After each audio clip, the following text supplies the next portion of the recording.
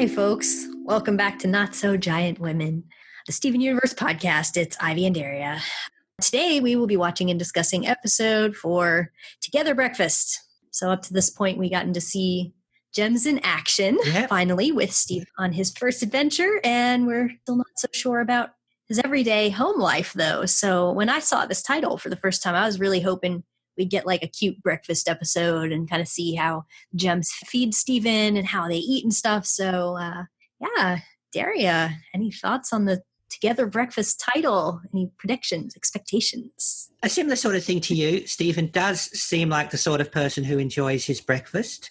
In fact, he seems especially ostensibly American. Basically, America has a wider range of appealing breakfast foods in the everyday than some other countries do. Do we? Well, it's certainly not unheard of here to have the likes of pancakes and such for breakfast. It seems to be a more common thing in America. And America is known for how much food is provided in what portions. Mm-hmm. We didn't realize until a friend of mine went over there for a conference and she found out that our idea of a large soft drink here was a small soda over there. They basically give you buckets, don't they? Yeah. So whereas the likes of just grabbing cereal or toast or something is more likely here, the bacon and pancakes and things seem to pop up more over there.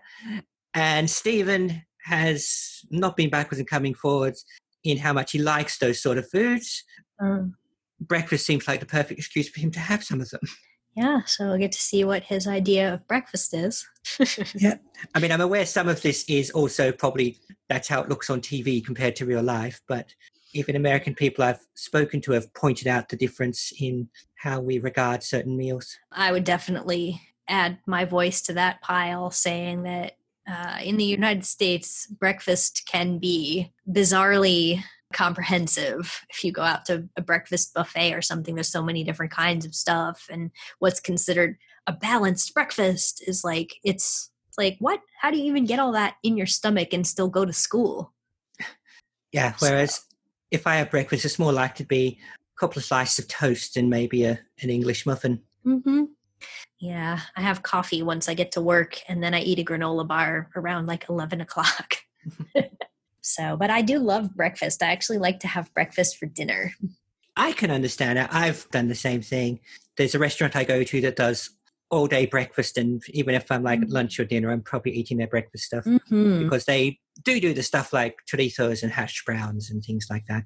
Yeah, it's also very easy to get a vegetarian breakfast that you don't have any substitutions. It's just there's so much traditional breakfast food that is vegetarian. So true. It's easy and it's filling and it's great. So I always throw a breakfast for dinner party for my family at New Year's. So oh, that's nice. I like that. Yeah, I do too. I like breakfast. Well, I guess we're about to find out what Stephen thinks of breakfast. Maybe, if that's what the title is actually referring to. It seems that the titles so far have been very literal. Yeah, cheeseburger backpack. It's a backpack shaped like a cheeseburger. So will we have a breakfast that is together? Here we go in finding out. Yay.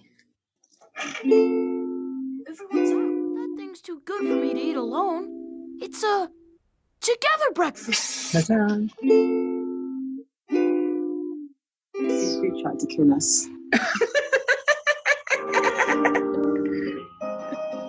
That was a fun one. Oh, boy. Yeah. Oops, sorry. Olive's rattling with the footstool again. Olive, I'm talking to someone on a planet called Florida, okay? It is its own planet. All right. Together breakfast. It made me very hungry watching that. Ooh. I think that's going to happen a lot in this show.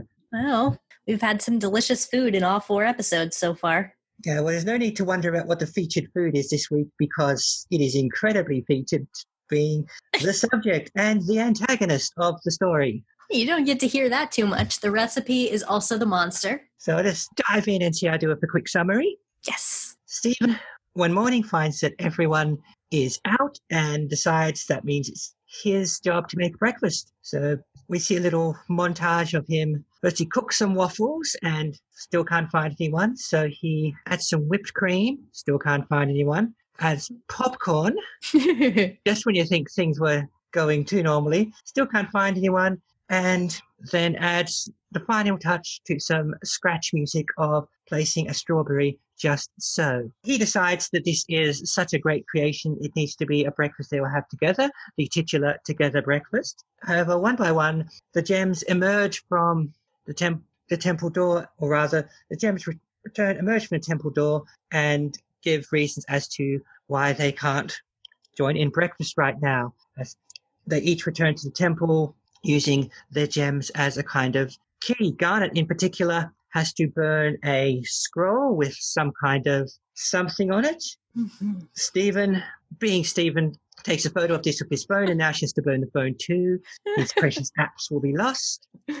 However, when Pearl returns to the temple, Stephen, outraged that no one's going to have breakfast with him, managed to squeeze himself in through the door. Now, what we're seeing through each door, it should be mentioned that Amethyst's arrival of her pretending to be the temple police and shooting him a few times with a super soaker.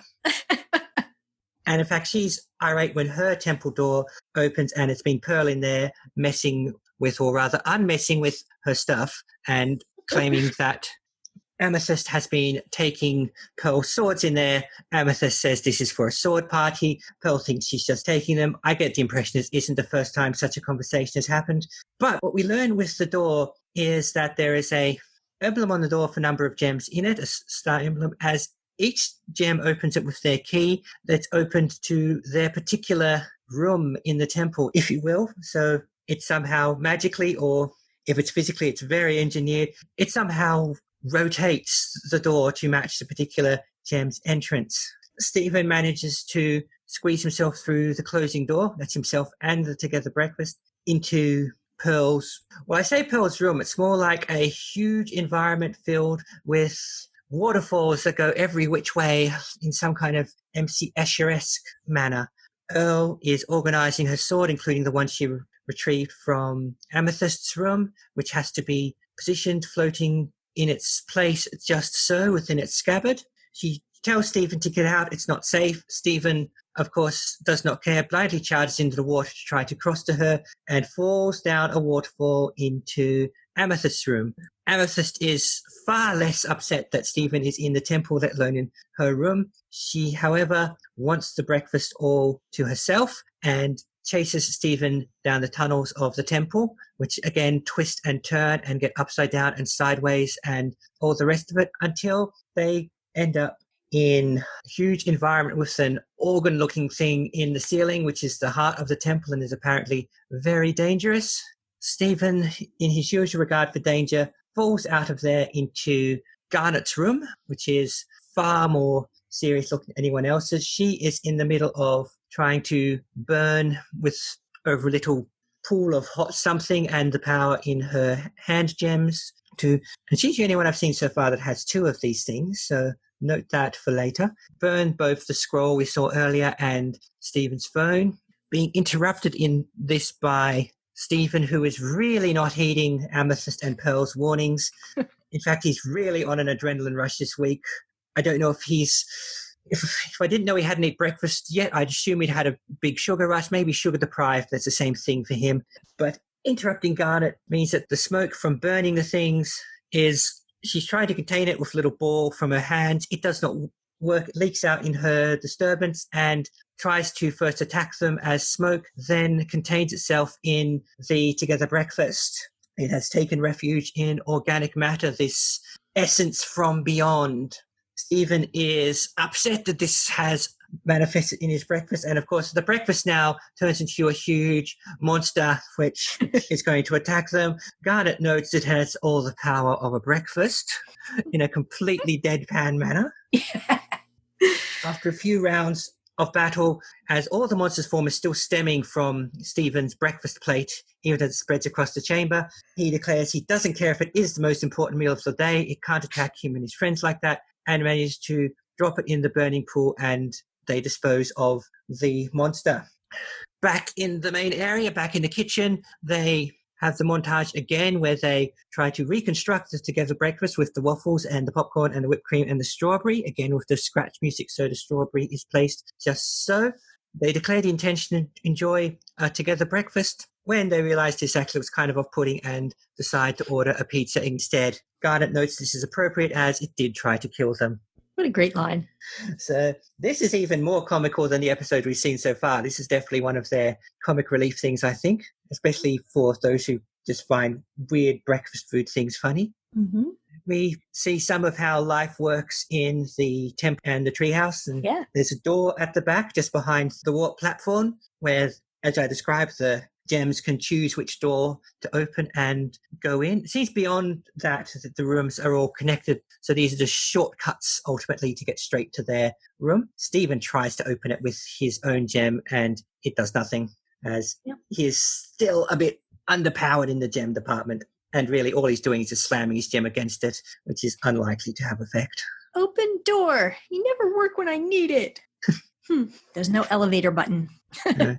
I noticed 5 colors in the star design on the door, but I didn't quite take note of what each one was other than the obvious ones. I was hoping it would cut back to that, but that was the last time we saw the design, so I might have to go back and peek. Mm-hmm. Got the impression Stephen hasn't been back here before, or at least not properly, not fully exploring everyone's room and all the tunnels and the extremely dangerous heart area. Mm-hmm. Everyone's room reflects their personality. Spect, Pearl is very organized with all her waterfalls and positioned swords. Amethyst is stuff everywhere. She claims she has a system, as all messy people do. Garnet is very plain and austere and businesslike. And looks very scary and fiery. You get the impression she's the one that has to do the things like burning ancient eldritch scrolls and other such disposals. Yeah. There have actually been people who were questioning whether that was her room because it seemed like it was the business room. It was like where they keep stuff and they burn stuff there. But she's the one that opened the door to go in there. So that's her room.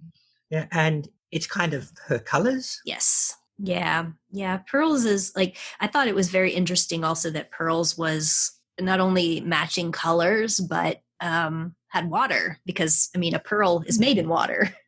Oh, yeah. So even though we don't really know if there is a direct correlation, like whether she would have been born in the water or something, or if she came from the water, we, as, you know, people who watch a show who know that pearls exist in the real world would associate pearls in water. So I thought that was cool, that it was a watery room, which I guess is also associated with like purity and cleanliness. And it fit her very well.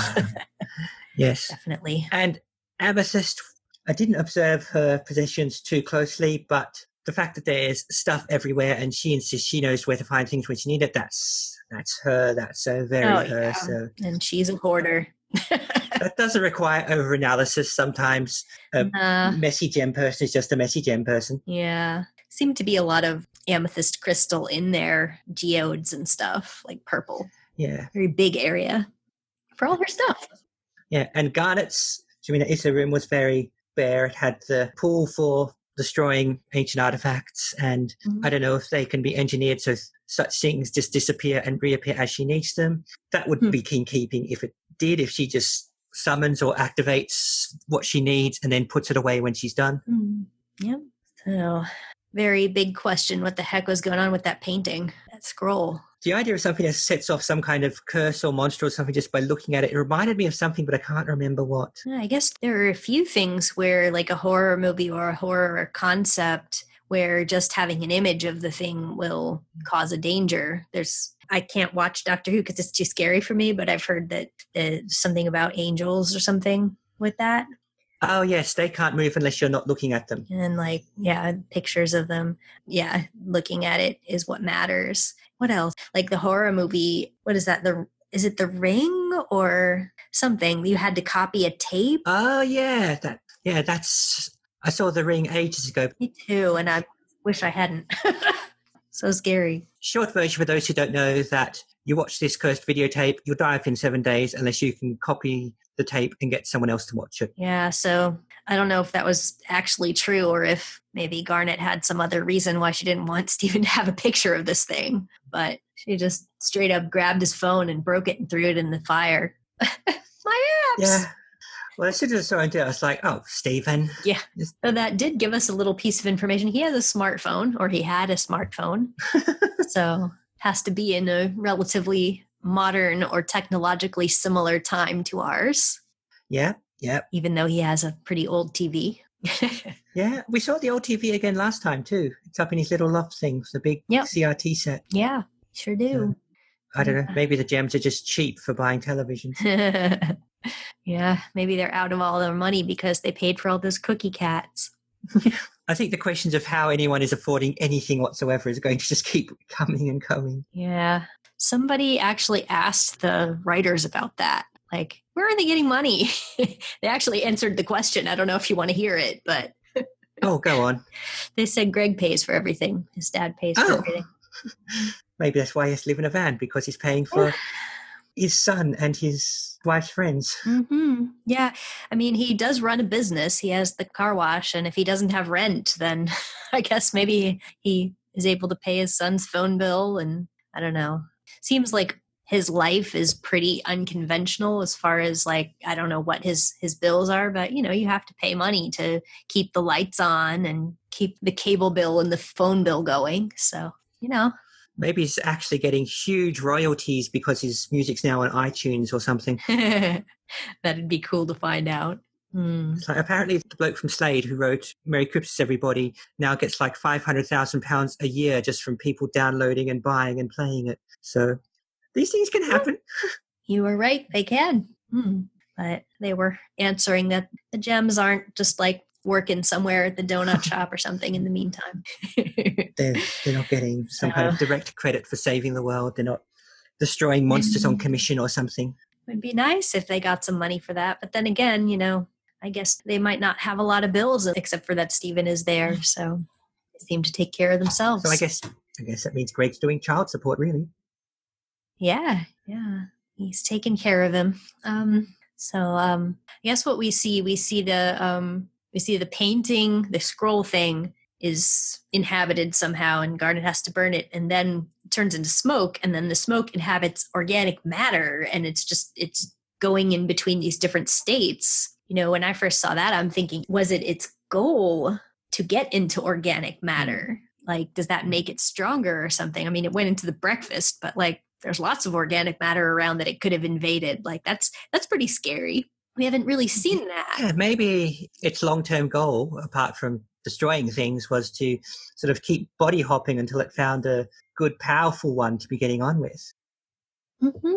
Well, the previous episode didn't really have like a big bad, but the previous two, like when they were fighting something, it clearly was like gem origin. And then this, you couldn't really see any obvious like gem origin. So it's like, it's a kind of, I guess, the question at this point, like, what are they fighting? Like, we thought they were fighting gem-related stuff, and then you see this painting that is like some kind of evil spirit or something, and it turns into smoke and stuff. Maybe they specialize in gem-related monsters, but aren't averse to chipping in when there's another kind of threat. Like, that was another one that they don't really explain in the show itself. But as time went by, that people were saying, they were realizing that sometimes, like with the Greg thing, they can ask questions to the people on social media, and they asked them about that too. They're like, was this a gem monster? It acted like one. It acted like other things that they fought. They brought out their weapons. They fought the smoke, and it worked, and they took care of it. But I'm not sure how like canonical it is when somebody from the show says like, well, I think it would have been this, but they had a couple of different answers on that where they said, both of them said, do you know how painting pigments are made? Ooh. And apparently some colors are made by using gemstones.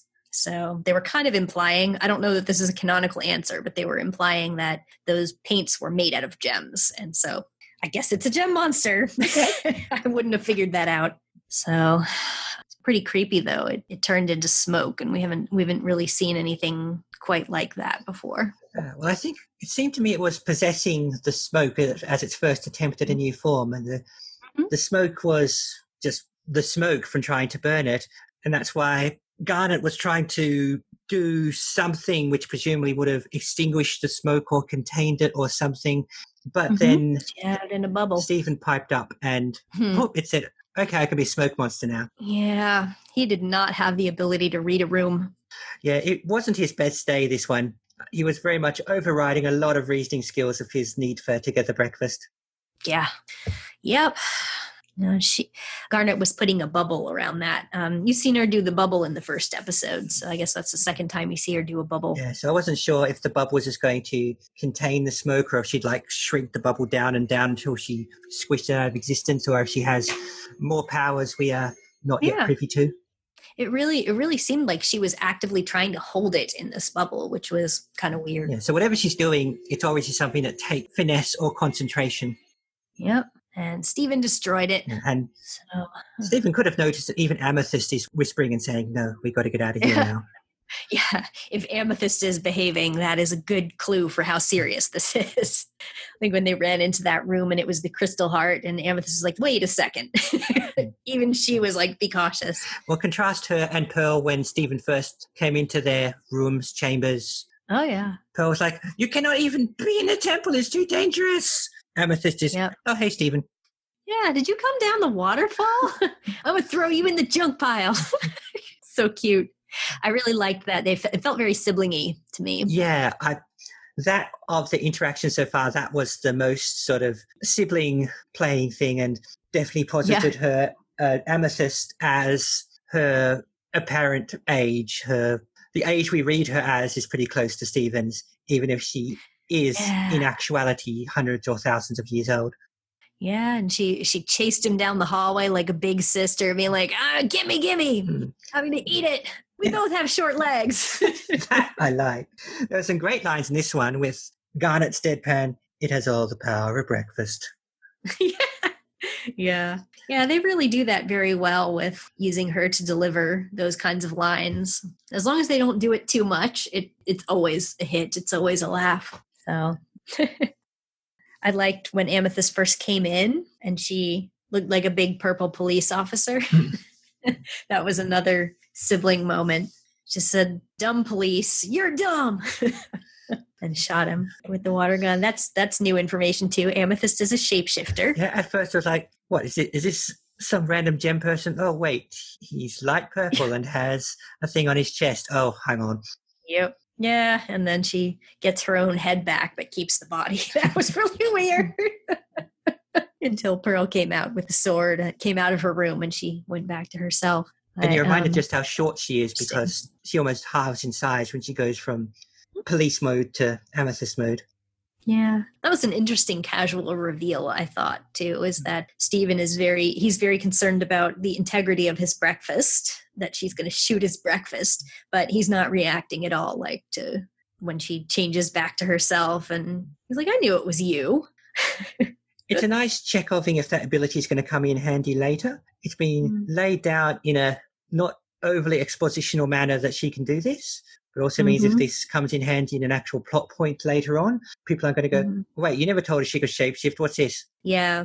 I remember reading a reaction from someone once saying that I hate when you introduce a shapeshifter, because then you're always going to be asking, why didn't they just shapeshift and fix the problem? Like, if you can shapeshift, if you can be a different size or whatever, like that can solve a lot of problems. So they were expecting there to be more stuff popping up where they would just ignore that she could do that. So, well, so far we don't know if there are parameters to her shapeshifting. That's right. Yeah, they haven't really showed us anything except that she could be a purple police guy. Yeah. So, we don't know if she's stuck being purple, if she can only make herself so large or so small. So that is true. There's rules to find out, but we've opened the door on the shape-shifting thing. Yeah, I thought that was pretty cool. That she used it to mess with Stephen. Yeah, of course she did. That's so her. I like it. So the breakfast itself was junk. It seems like at least the bagel sandwiches seemed fairly nutritious, but he eats a lot of junk, and that's exactly what you would expect a child to do if they were left to fend for themselves in the kitchen. I'm just going to pile a bunch of stuff. It's not bad except for the popcorn. It's made it a little weird. Yeah, I mean, we've seen him make the occasional check himself in regards to food, but I guess the temptation of having a together breakfast was just too much for him. Yep. And as you noted earlier, yes, of course, my confection of the day was together breakfast. So far, I've had a chance in all of the episodes that we've done, 4 plus the pilot, there was some kind of food to make.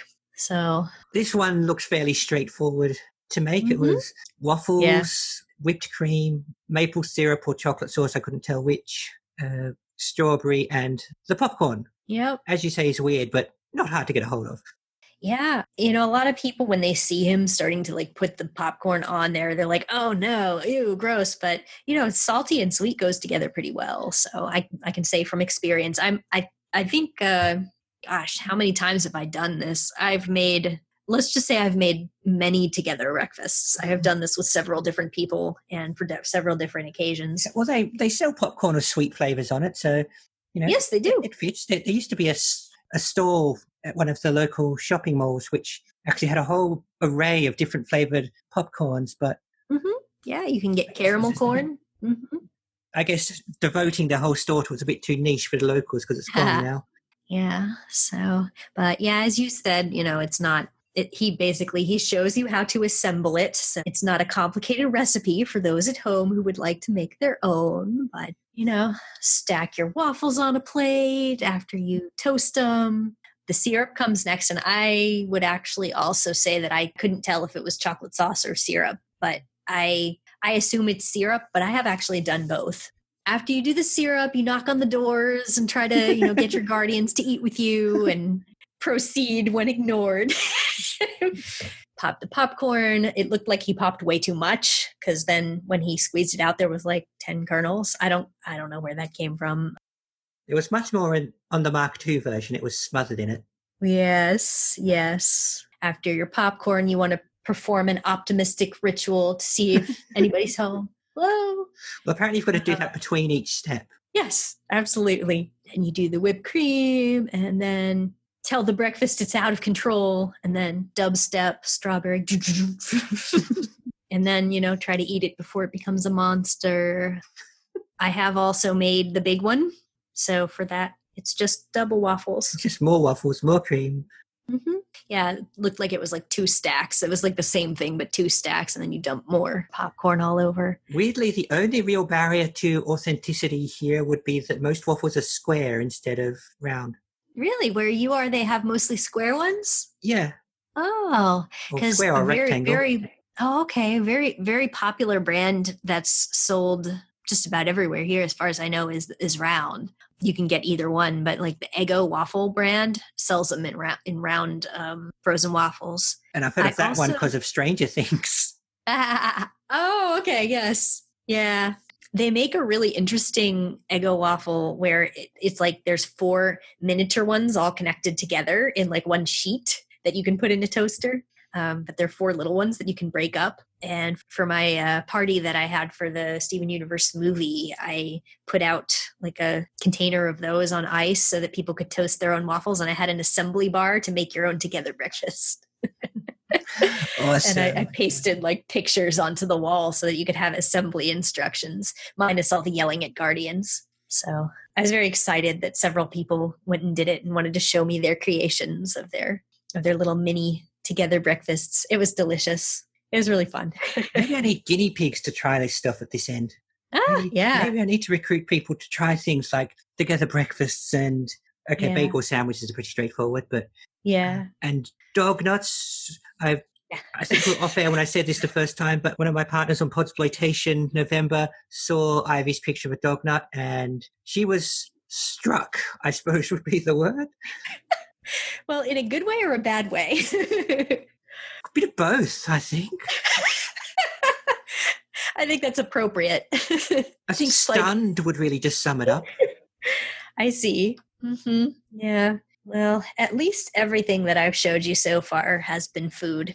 That will not always be the case, but I can't go into more detail.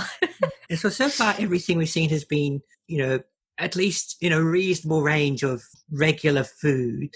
Yeah. There's been nothing that's a made-up ingredient or so hugely obscure to be not worth thinking about. Yeah. I might push the envelope a little bit next time. Ooh. But yeah, I think most, if not all of these things, I could just raid the local supermarket and or shopping center for a few things and have most, if not all, of the ingredients we've seen so far.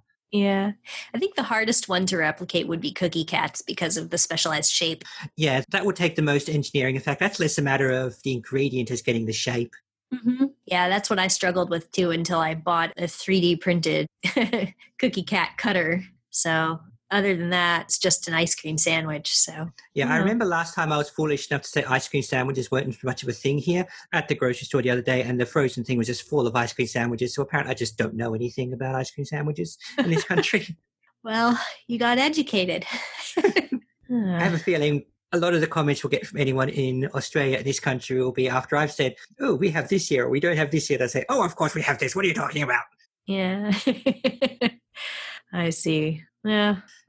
Sometimes I get that too, because I'm not all that worldly. And I also live in Florida, which is a weird sort of, I try to explain Florida to people who don't live on this continent. And it's very hard to explain because it's so southerly in the United States, but it's not what we call the South. Yeah.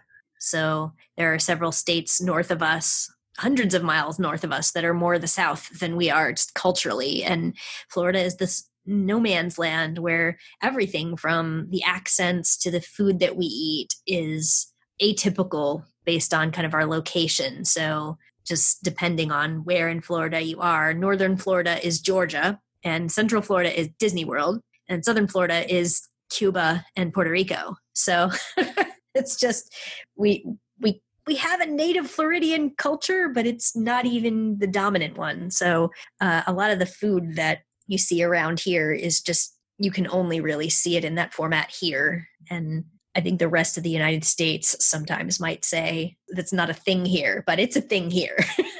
Of course, the rest of us have heard of Florida Man. Yes, that is not an exaggeration. Florida is that weird. However, I think it might be a little bit exaggerated because I've heard that we have much more relaxed crime reporting laws. Yeah, so aware of that too. More weird stuff gets out there and people in other states are protected from their weirdness getting out. So we just let it all hang out here. But it is a very weird state. Well, the stereotype on television, on American television, is that it's where people retire to. Yes. Mm-hmm. I went to Japan years and years ago because my sister was teaching there. And as an experiment, she brought us into her class to let them interview us, which is always funny, high school kids getting to interview foreigners. And one of them asked a question about what is Florida known for? And my mom was there too. She says, well, Disney World and old people. And, my grandparents retired here and on both sides, my dad's parents and my mom's parents retired here. So it is not without reason that people say that about Florida. I don't think we have a local place that's known for that. I think people just retire to coasts here, of which, we've got a lot of. The place where I live is known for politicians because it was originally created to be where we're going to keep the capital city. A bit like DC, I suppose. Yeah, you just have decent weather here. Someone's so going to write in and tell me, oh no, the ACT is nothing like the District of Columbia because this and this and this and this, and I'm just going to go, wow. Yeah, we'll be talking about cartoons for 99% of what we talk about, but the comments will all focus on a one-off comment that's off topic. Well, that's how you get comments. You get something wrong. Yes, that is absolutely right. You get people to pay attention so that they will correct you. Wonder what I'll say that's factually wrong that somebody who somehow manages to be a bigger Steven Universe nerd than me will correct me on. I admit it could happen. I have been wrong or misinformed about things before. I know it's hard to believe. Well, I'm not going to know because you've seen 100 and something more episodes than I have. Yes, and maybe seen them 100-something times. Yeah. No. I have no idea how many times I've seen them. Yeah, I have shows like that where I could just not tell someone how often I've watched it. I really don't know, yeah. What else do I have to say about it? Let's see. Speaking of, I guess, facts, I could share a couple of factoids that I have. This one had the same storyboarders as last time, which was Ian Jones-Cordy and Rebecca Sugar, but they also added this fella named Paul Vallejo, and he is the one who is responsible for that amazing face that Steven made after Garnet did not laugh at his joke. He says, a balanced breakfast? And she just looks at him, and then he makes this face that's just like, Yeah, that was the thumbnail that came up on my iPad, was Was Stephen's it? face. Yes. oh my goodness. I wonder why it does that. That's hilarious. Yeah, it could least it wasn't hardly too know that specific. because it's just a files, and I don't think you put cover art on it or anything. So No. I mean, unless the metadata or whatever, because the thing is, it's a famous Stephen face. It's used for memes constantly. And just people still use that to be like, what the hell is going on kind of face, or for many other reasons. But that was drawn by Mr. Paul Vallejo, and Paul faces will continue to be a source of hilarity in this cartoon. whole faces, I think that term will stick around. Maybe. I'm not really an expert on what fits with each storyboarder's style, but I do know some things that are bandied about when we talk about it, and I do know that's a Paul face, and also that there were a few more weird off-model things like Amethyst running down the hallway looked real creepy and strange, which I guess is more springy cartoon stuff by Mr. Ian Jones-Cordy. So, the art style is very springy. The quote-unquote lighting in that also made everyone look a bit creepy. Yeah. That was a very strange sequence. I thought it was really wacky. Like it made it feel like the show was definitely not a serious show at all, that they're running upside down and they're falling down waterfalls that don't obey physics and all that. It's fun, but it made me think like, it's a wacky cartoon. So that is the impression that it gave. And it kind of goes along with what some people talk about. They complain about the commercials for the show, which I didn't really see, made it seem like another random humor kind of kids show. And so many people who started to hear about it later about what a great show it was with social commentary and important messages were surprised to see that that's how it was marketed. Right, yeah. Let's see. We don't really have, again, any music to speak of except for background stuff. Which was effective, but there's not really a song. Yep. Yeah. We had the dubstep Strawberry and then suddenly switches gears to the dropping the strawberry. That's the name of it, actually. The track is called Drop the Strawberry. Like drop the bass or drop the beat. It's Drop the Strawberry. We had some I'm just calling it Scratch because apparently I need the world to know that I'm over 40. I see. Yeah. I mean, that's legit. So we had a kind of cool, like atmospheric piano music in the background of Pearl's room. It's called Pearl's Theme. I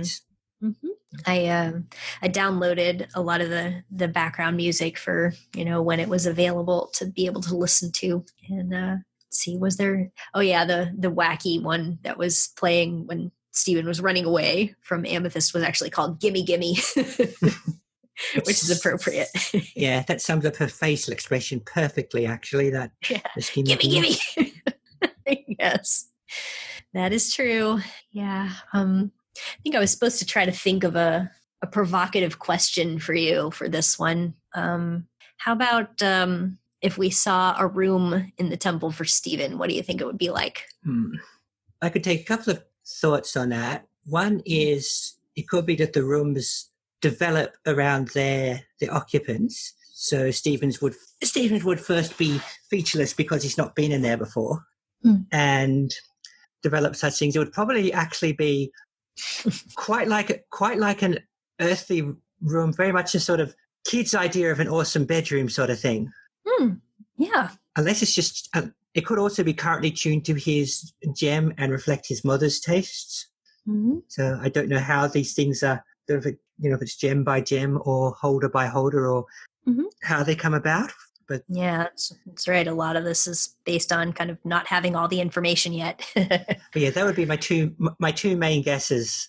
That because it would take some doing to make the rooms as they are. So I'm guessing that as each one occupies it for longer, either in practice or by some kind of gem magic, it becomes what they want or need or feel most at home with. Because even the rooms we saw, even if they were stripped of all what was actually in them, they'd still be very different rooms. Pearl's was very open with lots of space for her waterfalls. Amethyst, as you noted, had geodes and bits of rock and crystal all around the place still. Mm-hmm. And Garnet's was pretty businesslike, and the only thing we could actually see, apart from a few crystals in the walls, were the stuff she was actually using. Mm-hmm. Yeah.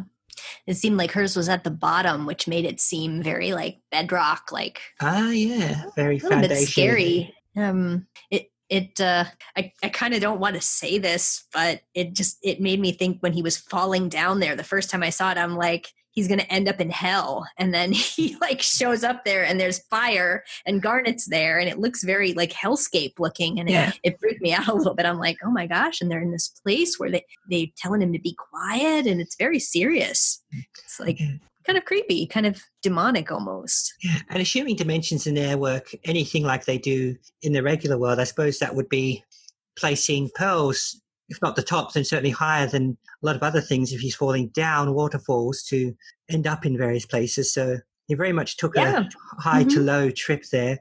Again, we did see some dimensional weirdness, so we don't know if he'd fallen beyond Garnet's, if he'd ended up back at the top of Pearl's again or something.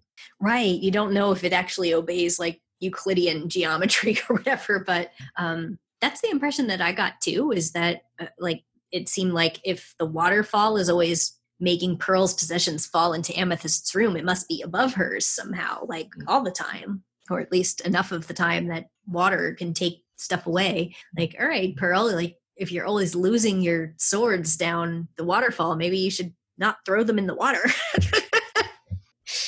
I don't know how she keeps track of her stuff. Which might mean that the reason she keeps accusing Amethyst of taking them, even though it seems to just falling, is she doesn't want to admit that her system is flawed and makes her stuff fall into her fellow gems' room. So she just accuses her of taking it. So she projects the blame for this. Mm-hmm. Yeah. Mm-hmm. It does seem that Amethyst doesn't bother to bring them back afterwards, but that's another question. Yeah. I think that's just her not bothering. Like, when is she going to notice the sword in like all that junk? And even if she does, we can already tell she's not terribly diligent. Yeah. She's going to forget to take it back as soon as she looks at the next thing. Oh, sure. Yeah. And she probably gets a certain amount of pleasure from the idea that she's pissing Pearl off by, aggravating her and taking her stuff. That too. Even if she didn't deliberately take it, she's just like, she probably likes the idea that Pearl is angry that she can't find her stuff. Just as angry as she got when Pearl went in there and cleaned up and she was like, you did what? So they're both possessive of their space, which makes sense. They just have different ways of showing it. Let's see. So in the previous episode, we saw Pearl do the projection thing. And then in this episode, we saw that Amethyst shapeshifted. So I'm thinking, was there anything else kind of new that we saw? I guess the one thing that some people were talking about is that like, oh, the gems are fighting this monster that's become his breakfast. They're fighting it and they're having a hard time. But then Steven just kind of like pushes it into the fire. And it's like, wow, he's a strong little kid. He's actually stronger than he seems. And maybe he's just not as strong as they are. But that's very, very some brute strength there that he was able to shove that thing in there. Yeah, we'll have to keep an eye on that as he deals with later not made of breakfast creatures. Yeah. Doesn't really seem like, and it's hard to tell also whether that's just like a cartoon thing or, whether that's like that they're trying to show us something. So that's the problem with some kinds of cartoons. It's like, are you actually telling us the thing that you seem to be telling us, or is this cartoon physics? Yeah. Well, we talked before about character size being fairly flexible. And we even saw some of this when Stephen was bouncing around the kitchen, that he was actually incredibly short when he was stropping across the bench because he had to be no taller than the bench was wide. That's right. Yeah. Let's see. All right. Oh, I haven't showed you my merchandise yet. No, you have not. And you should I go there, or should we talk more about anything else that is dangling? Let's see the merch now. You've seeded it? Yes. Okay. So I couldn't really actually think of anything that was directly related. So I'm just kind of stretching it a little bit and thinking, okay, what kind of merchandise could I sort of relate to this? So since this was breakfast and it was, Stephen in the kitchen and stuff, I decided to bring out something that was at least related to mealtime. Okay. And this is my Steven Universe lunchbox. Ah, of course. We knew there would be one. The same on both sides. Yes. Oh, and it's embossed from the looks of things. Yeah. I always loved these when I was a kid, like the tin ones, because I always had like plastic ones, and I thought it was fancy that people had metal ones. It does not have any kind of special inside, but you can't wash these too much or they can get rusty. So yeah, I've seen some cheaper ones that washing can also rub off the artwork.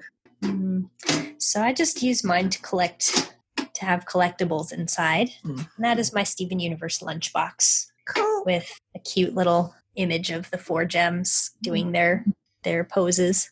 And Steven with the mouth, which has become the most recognizable sort of art signature for me. Mm-hmm. On the side, it's a different pose, I just realized. So, oh yeah, I like that one actually. I like that one better than the face one. Yeah. I think it's all stock art that they just stacked on top of each other, because I always see these same poses.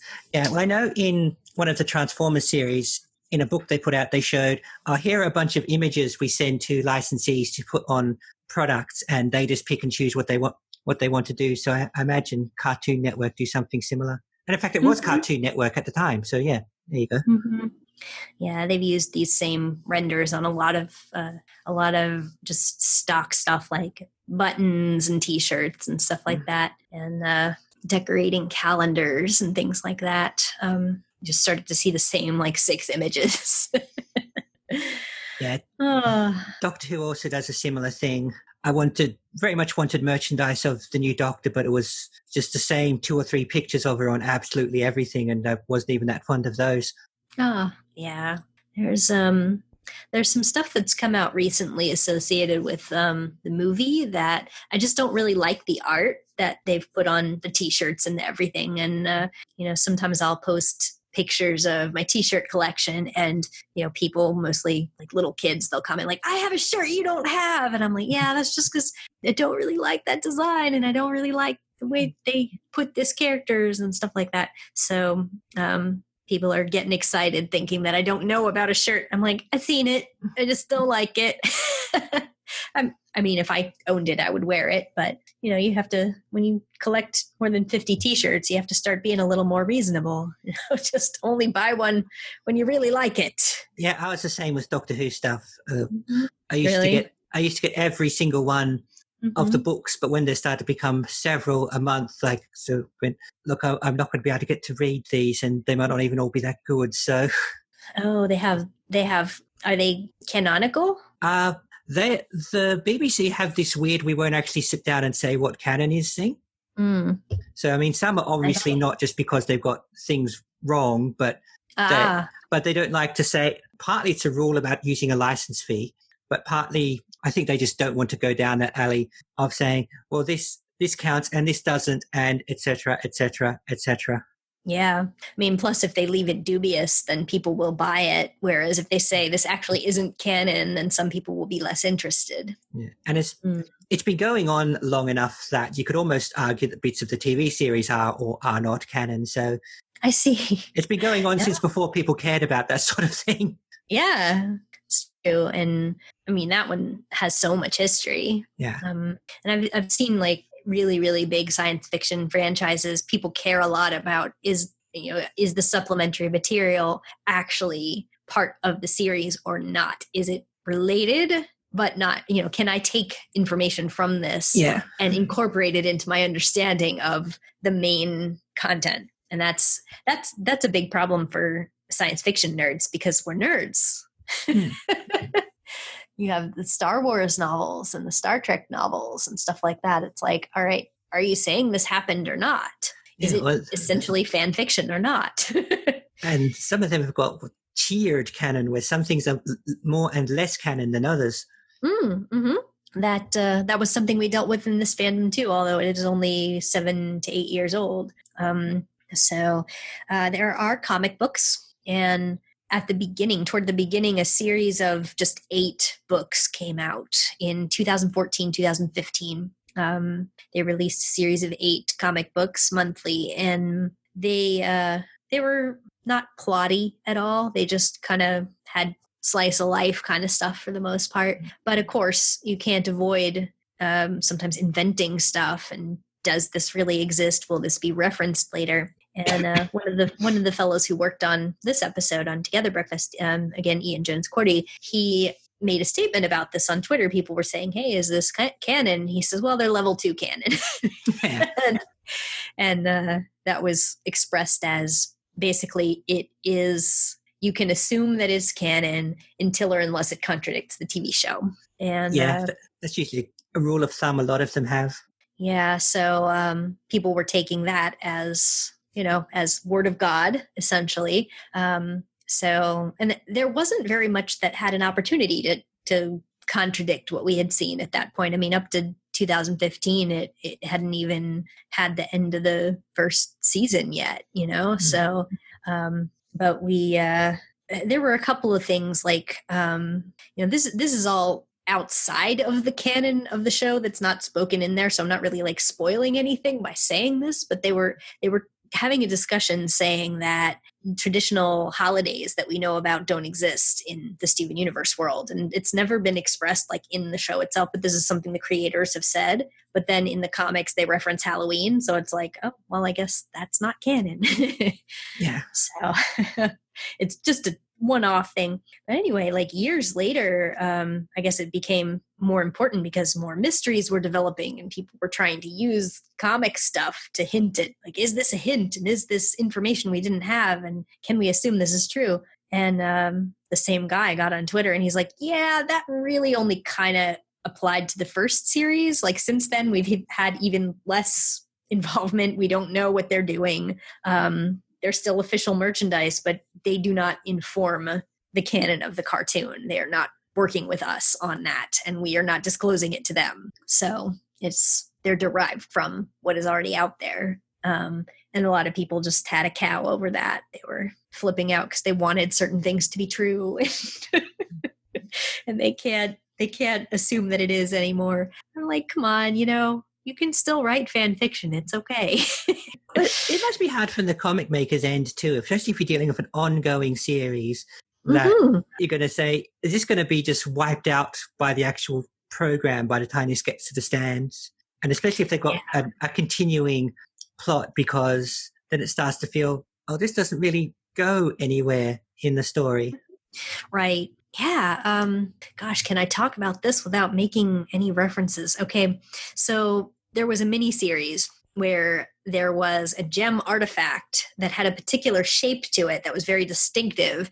And then they released the trailer of the movie, which was not to come out for like a year and a half or something at that point. Mm-hmm. And it also referenced a similar shaped gem. And they were like, maybe there's a connection. And there was no connection. And I told people, like, there's no way they're going to do this. And as time went on, there were things that were lost or broken, or things that were specifically like, this couldn't happen after this point in the show. There's no way that is going to happen.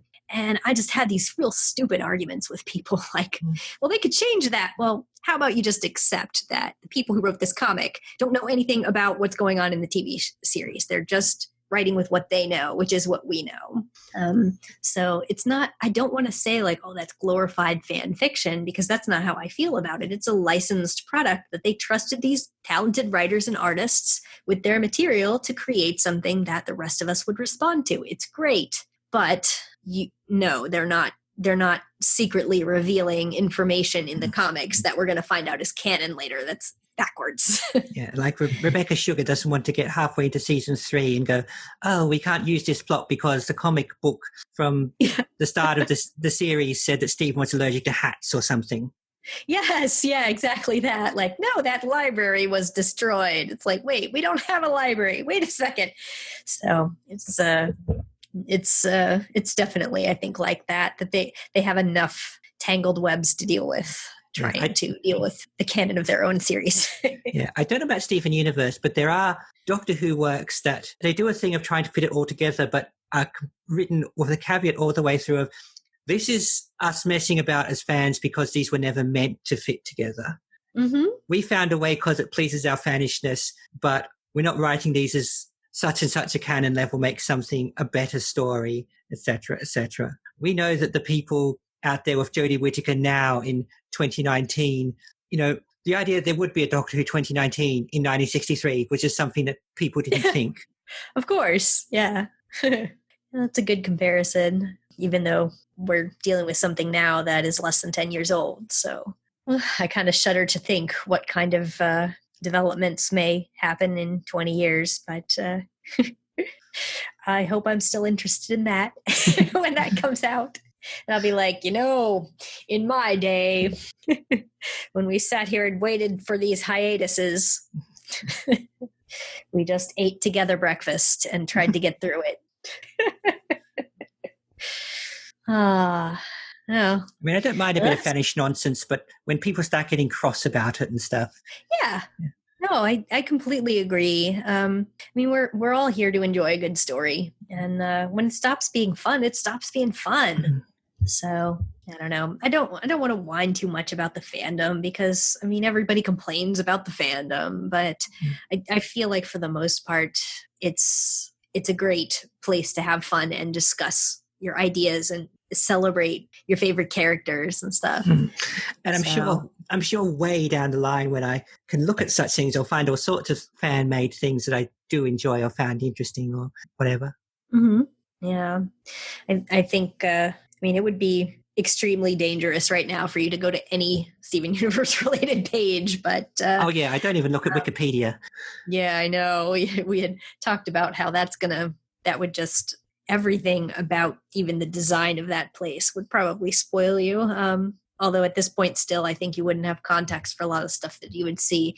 But I went to an old forum recently. I'm still reading through some of the stuff. I went to an old forum that people were posting their reactions for the show as it went on, and it's sequential. And I was just kind of peeking back at some of that, thinking like, this is kind of where we are in the series. For your perspective would have been similar to these people's perspective. Some of them have said some of the same things you've said about like mysteries regarding that door and trying to figure stuff out right here at the beginning. What are the rules? Trying to figure out what's going on with the monsters that they're fighting and who are these characters. And somebody said the same thing you said about the Freudian representations. And I think it's just cool. I think it's so much easier to see these things looking back from the perspective like mine, but it's just cool to, it's rewarding to see it in development and see that some of the same things are being said. It's great. It's that kind of show. And as an aside, it's good to have kind of our digressions into talking about fandom in general and stuff here at the beginning when there's less mysteries and plot stuff to talk about even. So I'm glad that we have some substance here to discuss. It also means, even apart from spoilers, it means that fandom opinions won't sort of imprint on me. Yes, that's true. Yeah. And I'm trying to avoid doing too much of that myself, even with some of the questions that I'm asking. Like, I want to know what you think, but I hope that by asking them, I'm not saying, yes, there is an answer to this necessarily when I ask a question. Of course, in a lot of cases, that probably we're going to see them cry, for instance. But yeah. But I'm thinking, like, even if I found a forum now, which only went up to episode 4, sort of, I'd still pick up things from other opinions, such as if someone went, "Have you noticed that every week Pearl does this?" And I don't think that would leak into my opinion, whether I meant it to or not. So if I remain clean both in spoilers and other perspectives, and be quote unquote pure. Yeah. I've already heard you say some things that I haven't seen other people discussing, so I'm already getting out of it what I wanted to get out of it. Is a awesome, wonderful fresh perspective from somebody who is not just parroting what everybody else is already saying. I've got no sense of, this is the episode that introduces X, this is the episode where Y happens, which is often a problem with established things. Yeah. Some people who start watching it kind of on their own and do live blogging and stuff, sometimes they'll get it in a format where they also get to read the episode description. And I think even that is a bad idea. I mean, you get the title and that's about it. I mean, it kind of bugs me just to go back here again, that a lot of the classic Doctor Who DVDs, the blurb on the back is basically written as if they're talking to people who already know all the stuff from the past however many years. Aw. So it's like, this is the one where new character X comes in, and this features a surprise return of this, and this character dies. It's like, but what if I want to show it to new people? What if you want to show it to new people and sell it and make money from the new people? Yeah, who is your audience here? And just I don't know.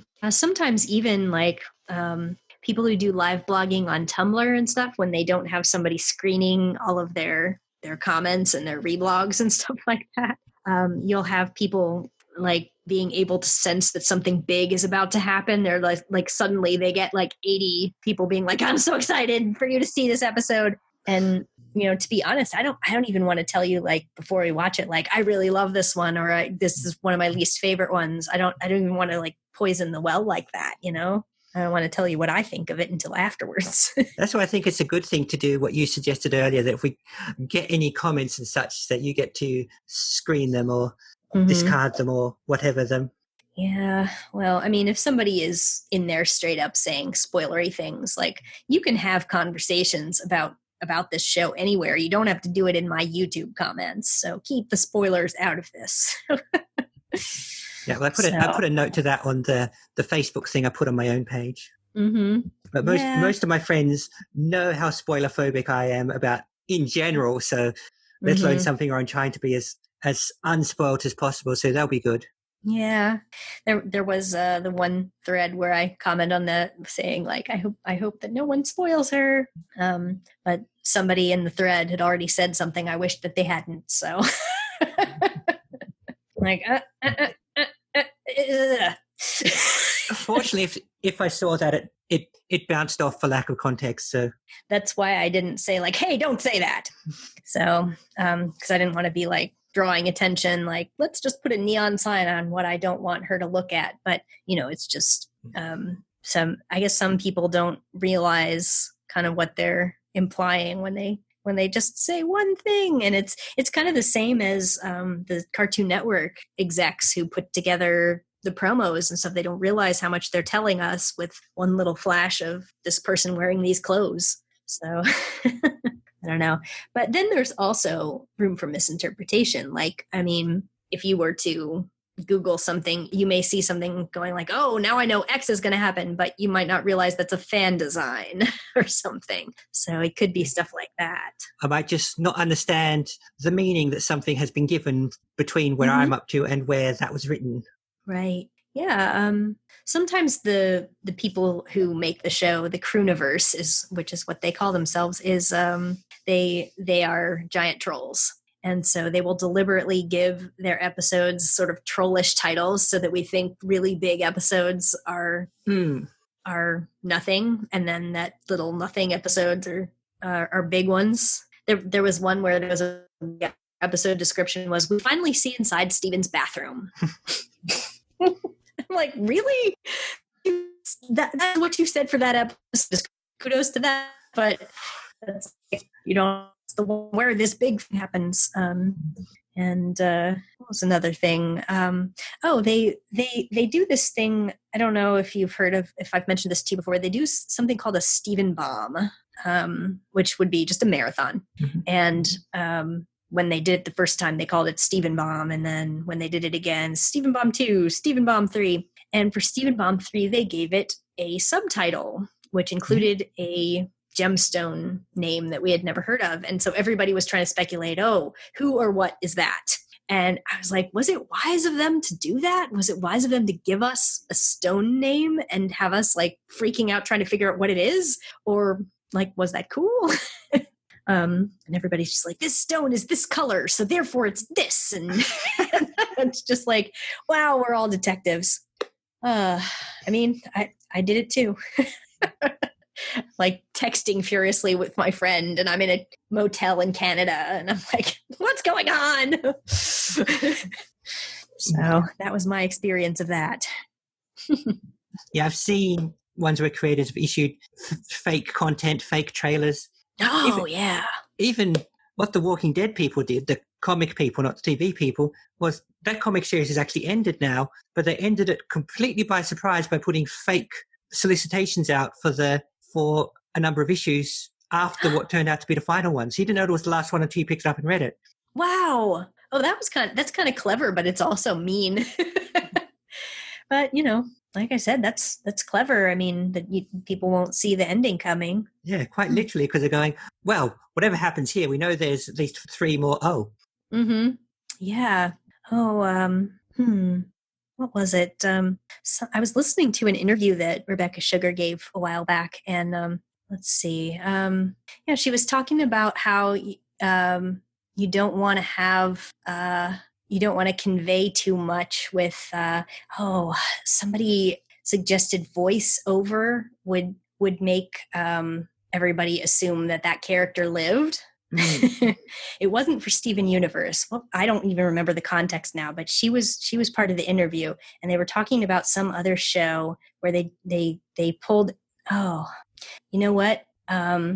Now I think that I mixed it up with something else, because now this is telling me it's the beginning of was it Megamind or something like that? Gosh, but it originally didn't. It originally started with a voiceover, and instead they decided to take that back out. And now I'm mixing up kind of where I heard all of these things. But it's very smart to say like what you're conveying to someone just by the format of something is very important. Yeah, and it's true. You can glean a lot of information from, like, knowing that the first season is this many episodes, so you assume that there won't be a climax until XYZ happens. But yeah, TV Tropes calls it spoiled by the format.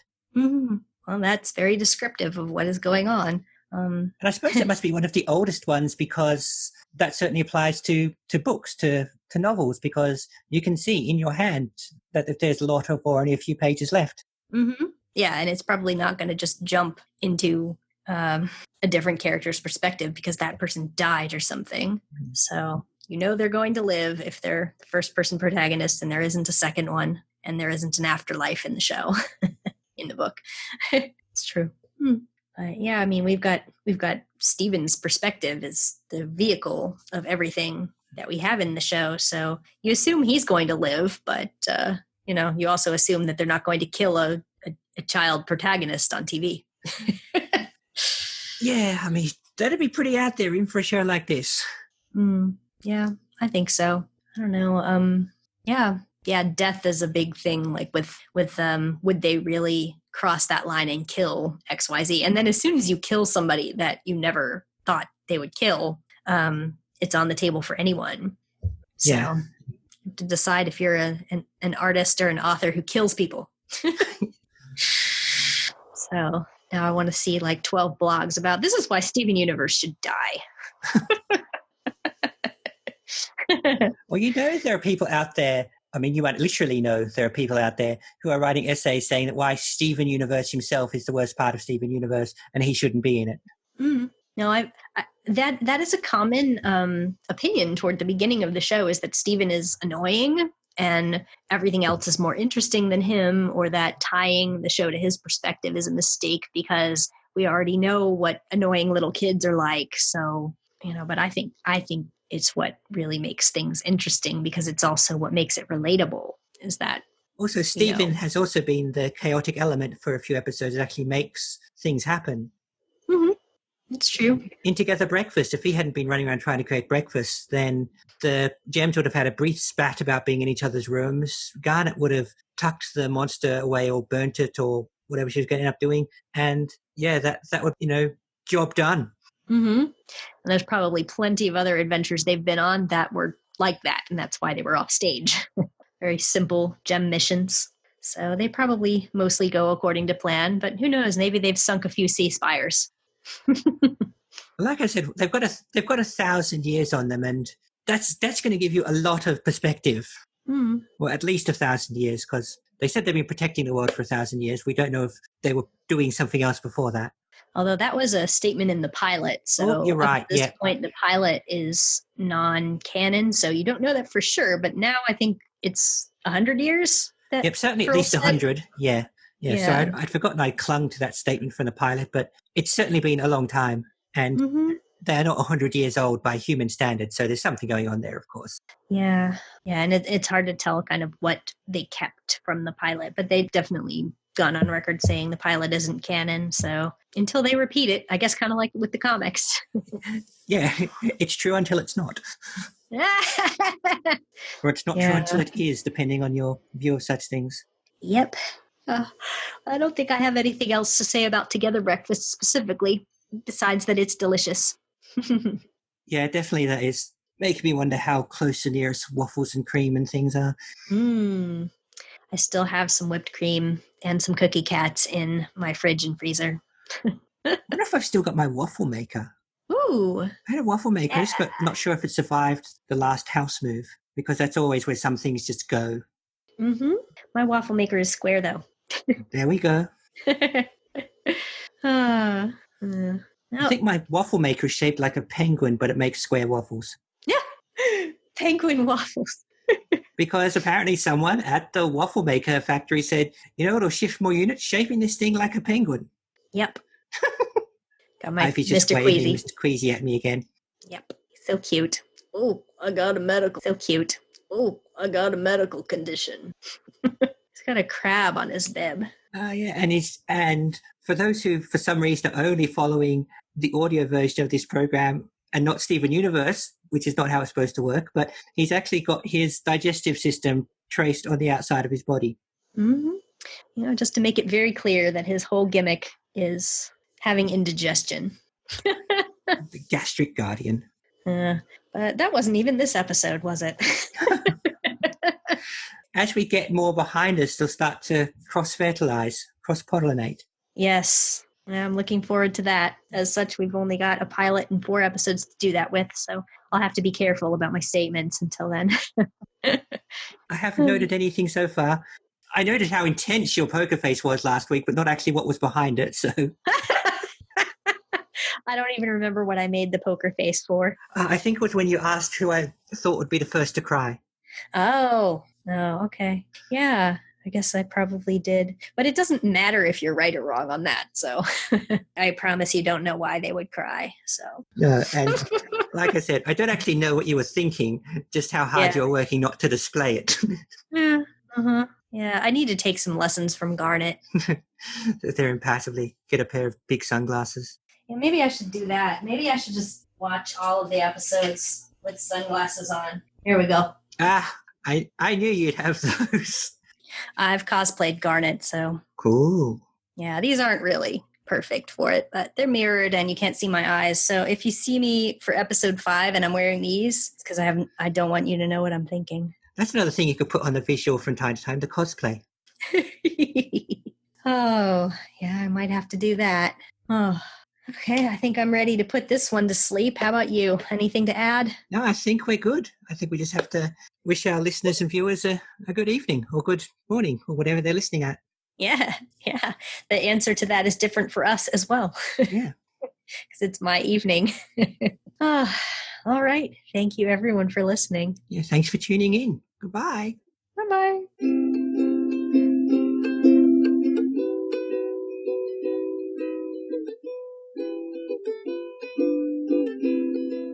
You've been listening to Ivy and Daria on Not So Giant Women. You can find episodes of the show in video form by looking up Not So Giant Women on YouTube. Or in audio form at anchor.fm/NotSoGiantWomen or your podcatcher of choice. You can also find us on Facebook. Audio production by Daria. Video production and music by Ivy. Daria can also be heard on Podsploitation, the Ozploitation podcast. And Ivy at her Steven Universe fan blog at love-takes-work.tumblr.com. Steven Universe was created by Rebecca Sugar and remains property of Cartoon Network. No infringement is intended.